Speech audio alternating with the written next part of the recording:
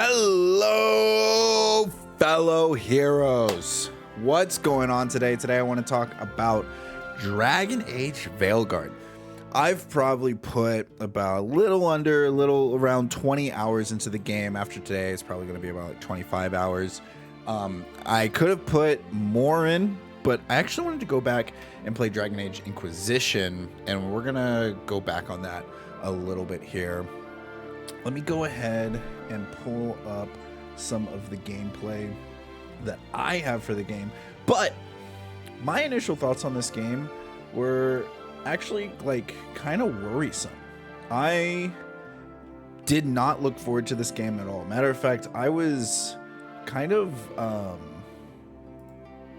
talking bad about it for a while. And it ended up surprising me a lot. Like a lot more than I thought it initially would, and that I think that has to do with the fact that it's just fun.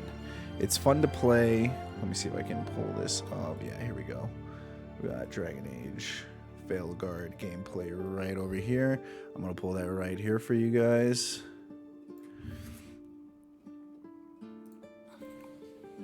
I'm just gonna mute it. And what makes it so fun is the combat. And there's a lot of things that go on in Dragon Age Veilguard. And what it does is it's kind of a return to form from the previous game, but it also does a lot of different things.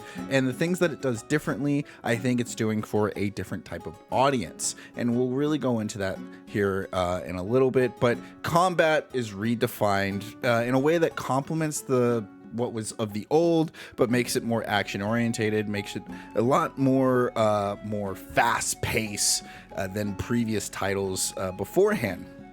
The story, I would say, is reminiscent of Dragon Age story, where it's the cast and characters coming together to defeat a great evil. However, it's not of the same, I guess, virtue of previous Dragon Age titles. And I think a lot of that has to do with the fact that the game's story is differed from everything else, because it's more of an idealistic moral stance. And because of that, it signifies and changes everything of the Dragon Age Veilguard and kind of makes it feel completely different than the other Dragon Age games, more so than anything else that this game has to offer. Even though this game looks and plays 100% different than other games, it comes down to the story that affects it the most. And I'm gonna go ahead and I just want to talk about the good things about it. I want to talk about like the combat. The combat is super fast, super great. I wish it still kept a little more of those tactics that the previous games had, like in the first one or in Inquisition had. And when you come into like the dialogue options, they're more or less the same as Inquisition and Dragon Age 2, except there's less consequences in the I guess like moment to moment dialogue, which there's a safety net to it all. Instead of there being kind of like your companions disapprove or you want to have a certain attitude towards things, that kind of goes away and it's all glossed over, and it really just comes down to like your word choice. So if you're someone who doesn't really like or didn't really like the Paragon or Renegade, that is now gone from this game entirely, and it's more so just kind of how do you want to portray yourself in a certain light. Your character is less of a vessel for you to control and more of just like, even though it is supposed to be a custom fit for yourself, it's more of just someone who I guess you're watching play their story. I want to say it's like Commander Shepard. Like, you know how Commander Shepard almost has a pre-set personality and you get to choose how they go about things. This one takes that and goes even further with it. I think the game looks beautiful. If you're playing it on really high graphical settings on PC and things like that, the game is absolutely magnificent. How detailed they go with the stitching and the world design still feels, it's got a more cartoony look to it all. but it all just comes together and looks really great. Now, the reason I say the dialogue is the dialogue and story choices are the things that affect this game more so than anything else, have to do with how the game wants to present itself. The writing in this game is very young adult teen writing. That's not to say that it's bad that it's written that way. It's more so that it's written to talk at you. It's not written to immerse you into the game. And I understand that that can still be subjective. The issue with it being written at you in Veilguard is that when you go and you play the other games, and kind of the reason why I went and played Inquisition, was the fact that those games are written to be immersive. And they do so in the fact that they have you empathize with the characters. And what does that mean? It means that you see the characters as a different entity, and you're able to understand the difficulties that they're going through and the growth that they need to achieve. And whenever they do achieve those growths, you're kind of right there with them. Dragon Age Veilguard focuses more on trying to get you to identify with the characters rather than get you to actually see them as a different entity, a third person. And because of that, it's less immersive. And if you aren't the target audience for this, you kind of feel like you don't belong. You kind of feel like this game the story isn't really made for you. Now, how does this affect the gameplay and things like that? Well, everything else ends up being very just straightforward and very, I want to say identifying, but very along the lines of, we're going to morally do good. So that goes with like the puzzles, that goes with your interactions with the world. A lot of the puzzles are just straightforward and here you go, you can figure this out. A lot of the interactions with the worlds are, we need to do better, or look at this, look at that. It's not really telling you how this person feels about a certain village, or what this village means to them, or what it means for someone that the markets are closed on this day. It's just like, it's market day. That's weird. There's no boats out. And it's a lot of observations that can be done by the player itself. And it takes away from the whole immersion. So if you're someone who's really into immersive gameplay and immersive storytelling, this does away with both of them.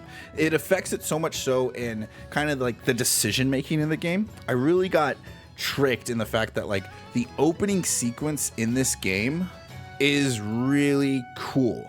And I mean really cool. Like you start the game and they make you feel like a real badass, kicking people out of a bar, making a decision that affects your friends and the people around you.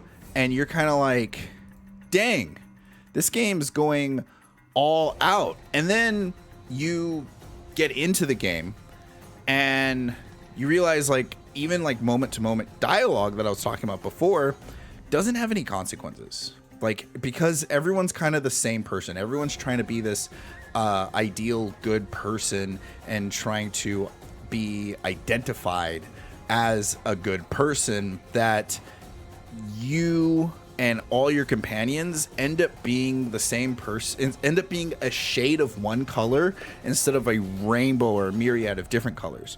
Whereas like in previous games, like the first Dragon Age, you could see that one character, like Liliana, was blue, or white. She wanted to be pure and do all the good in the world. Whereas Morrigan is like purple or red, where she's kind of dark and she's very passionate about what she believes in, and she kind of has these selfish desires, but she herself can, is still capable of doing good, just like how Liliana, she herself is still capable of doing bad. And seeing those characters struggle with their wants and desires made you feel immersed into the world. But when everyone is just a shade of blue in this game, you don't really care. You don't really want to see someone's progression. Everyone is just the same. All the guys are the same. All the girls are the same. Everyone talks the same. Everyone's worldview and point of view is the same. They may tell jokes differently. Maybe they have a little bit different quirks, but the most identifying feature about these characters are just their traits. And that makes it less engaging. It makes it less engaging overall. And if you're someone who's looking for that kind of stuff, then that's good. But I feel like this game targets more of a niche audience by giving less agency in that matter.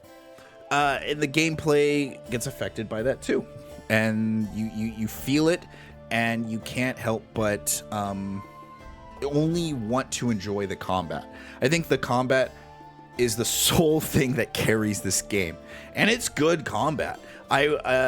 Again, because I'm a Dragon Age fan, I wish it still had the tactics base. Yes, you can still tell your companions to shoot or do this, but I still wish like you would get attacked by hordes and hordes of enemies like you would in previous games, and then you had to have a tank do his role, and you had to have a healer do his role, and you know the rogue had to DPS correctly, had to DPS the big guys or take care of the ranged people, and you know you were controlling everyone in the party. This one, you're kind of like a one-man killing machine, which is really cool. It's got that God of War vibes, action RPG aesthetic.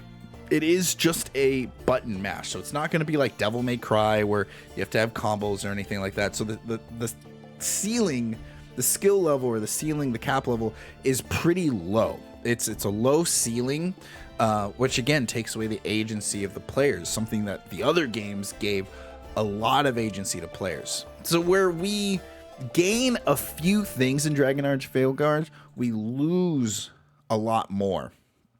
And you can see there's a lot more controversy in this game than in other games, mainly because people are talking about the dialogue, the thing that I talked about before.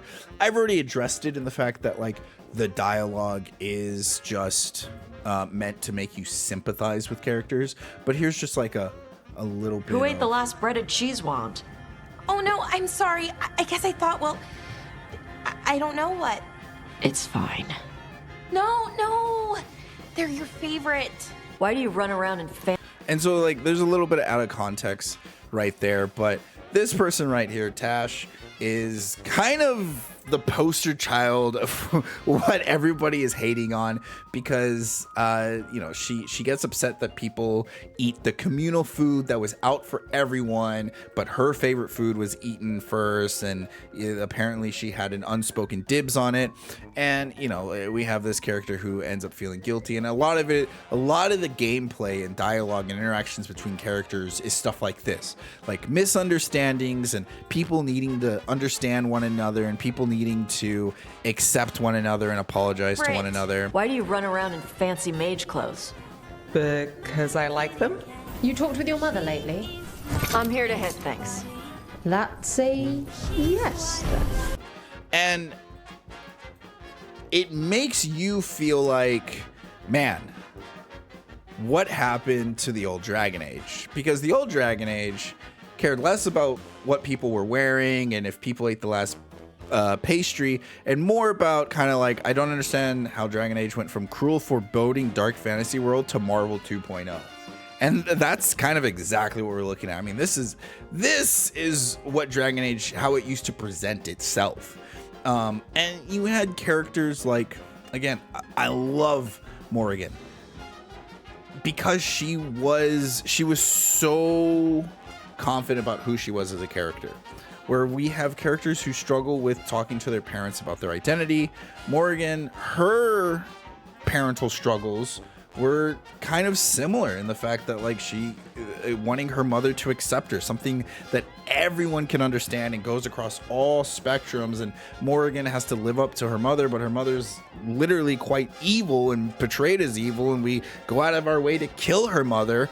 And yet that message still signifies with like a lot more other people, and she herself takes after her mother, and yet she doesn't want to take after her mother, but she realizes she takes after her mother. But listening to her talk about like, oh yeah, I enjoy being an animal, I and you ask her, do you enjoy being an animal more than a human? And she's, she doesn't enjoy interacting with people, but there's a difference in interacting with an animal. Morgan's literally talking about being a furry, and but she does so in a way that's understandable, and not so much that makes it to where I must be identified this way. She talks about it in a way so that you can understand her, and that's the difference between the writing.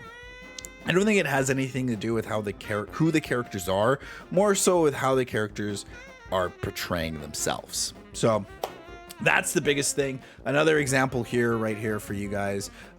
This is more of a joke. I know this guy's pretty mad about it. He says, I wish I could tell you guys I went to call without being banned. He's kind of mad. Like, obviously Dragon Age gives you options. Every single option makes me transgender.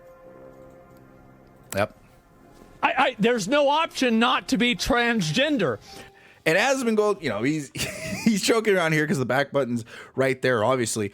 But this is where like the choice in the game is just diluted. And like, I'm getting there. I love who I am. Feels good to see the real me. Every option is to be transgender. There is no renegade or paragon or jokester option. There's no option to smash the mirror and be all like, you can't tell me who I want to be. I'm going to choose who I want to be. There's no option to just look at the mirror and be accepting. And there's no option to just laugh it off, right? All of them are accepting of the decision in front of you. And that's how a lot, if not every part of the dialogue goes for, I want to say 80 to 90% of the game. They do have big moments that have consequences, and you feel those consequences. And they do a good job putting those consequences in front of you, more so than other BioWare games have in the past. But those choices are few and far in between that you're so bogged down by these non-consequential choices at all. You could literally sit and just spam any top, middle, or bottom, and you'll get the same story that you would receive no matter what. It wouldn't feel different because your character gives off the same feeling, the same vibes. And that's where I think like this game fails the vibe check when it comes to Dragon Age games. And which is why, as fun as Dragon Age Veilguard is, I would have to give Dragon Age Veilguard a 6 out of 10. Until next time, guys, play nice.